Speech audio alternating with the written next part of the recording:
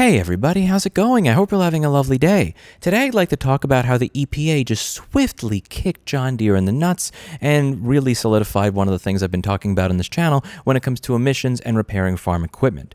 I did a video a few months back where I was responding to somebody from the Far West Equipment Dealers Association that wrote a giant wall of text at the end of it that said that all this right to repair stuff is about misleading the public about the fact that farmers can't repair their equipment. They want access to control horsepower and emissions, which the federal government regulates to comply with safety and air quality. We suggest you do your research and learn more about the fines imposed by the EPA and all this other stuff. To which I responded with the actual law. I read the law, and when you read the law, it's actually very clear when it comes to emission standards, and when you click over here, you will see one of my favorite statutes, where it says, the administrator shall require manufacturers to promptly provide to any person engaged in the repairing or servicing of motor vehicles or motor vehicle engines, and the administer for use by any such persons with any and all information needed to make use of the emission control diagnostic system prescribed under this subsection, and such other information, including instructions for making emission-related diagnosis and repair.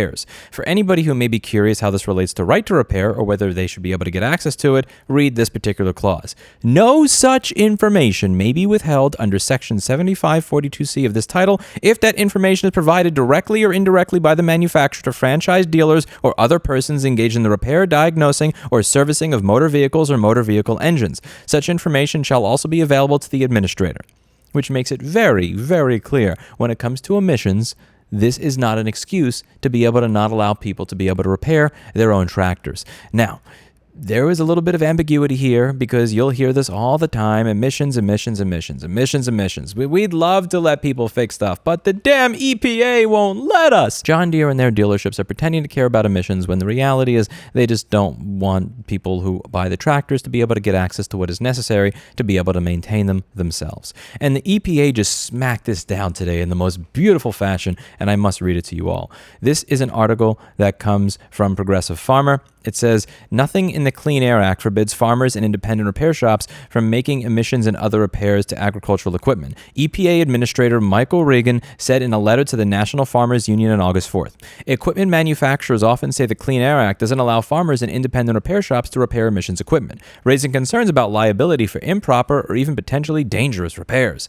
Regan went a step further in telling the group the Clean Air Act actually encourages such repairs. Crucially, the Clean Air Act makes no distinction between repair by a manufacturer versus another party, Regan said in the letter that was sent in response to a June 13th letter from NFU President Rob LaRue. The reason this is very important is because the code that I'm citing here is referring to motor vehicles. So there are people out there that were shills for John Deere that were saying, technically, a tractor is not a motor vehicle, so I don't think that was what they were intending. But here, the EPA head appears to be doubling down on what it says here regarding emission standards in the law and clarifying that this does indeed apply to tractors, which means you cannot withhold it. As it says here, no such information may be withheld. No such information may be withheld. As long as it's being made available to franchise dealers or other persons engaged in repair, they gotta make it available to you. Crucially, the Clean Air Act makes no distinction between a repair by the manufacturer versus another party, Regan said in the letter that was sent in response to a June 13th letter from NFU President Rob LaRue. Actions that qualify as repair or replacement are allowed under the Clean Air Act, regardless of who makes them. Moreover, nothing in the Clean Air Act or the EPA's regulations limit a manufacturer's ability to provide service, tools, and information to consumers and independent repair facilities for the purpose of repairing their equipment.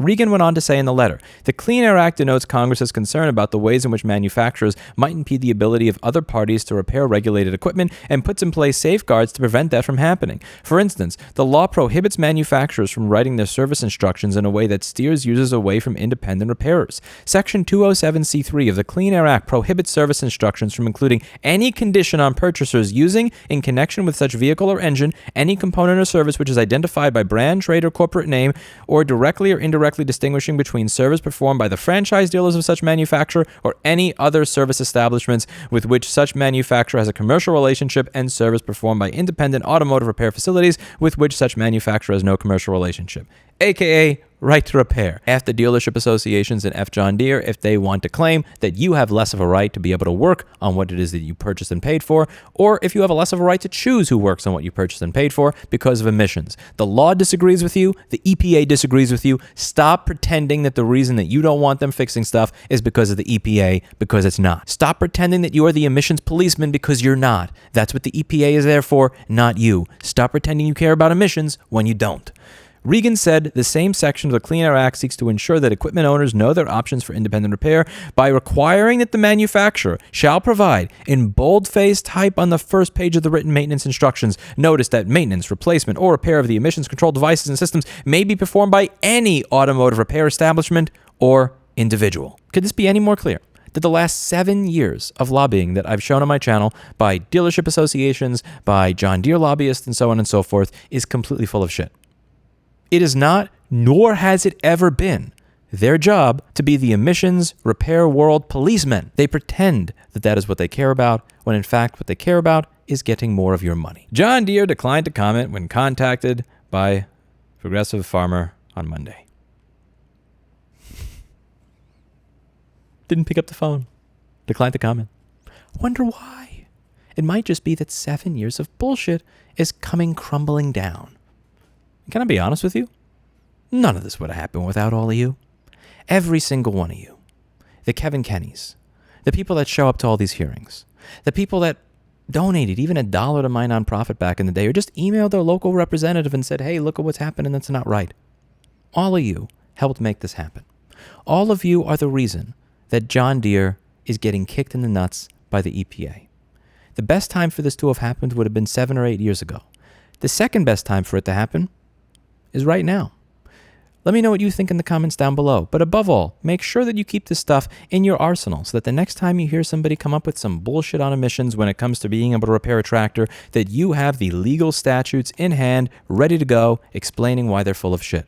It's going to come in very handy when you have people like the person that made this comment on my YouTube video seek to spread that type of garbage. Disinformation. The part that I'm most interested in here is figuring out whether John Deere is going to continue to be able to scapegoat the EPA for their own anti-right to repair stances. The EPA has been crystal clear here. This is not open to interpretation in any way. There is no ambiguity. The law says it, and the EPA administrator has said it. John Deere cannot continue to claim the reason that they're not making repair systems available is because of the EPA. So are they going to start being more friendly to independent repair technicians? Or are they going to continue to testify in state legislatures around the country that the EPA and the Clean Air Act is the reason that their hands are tied?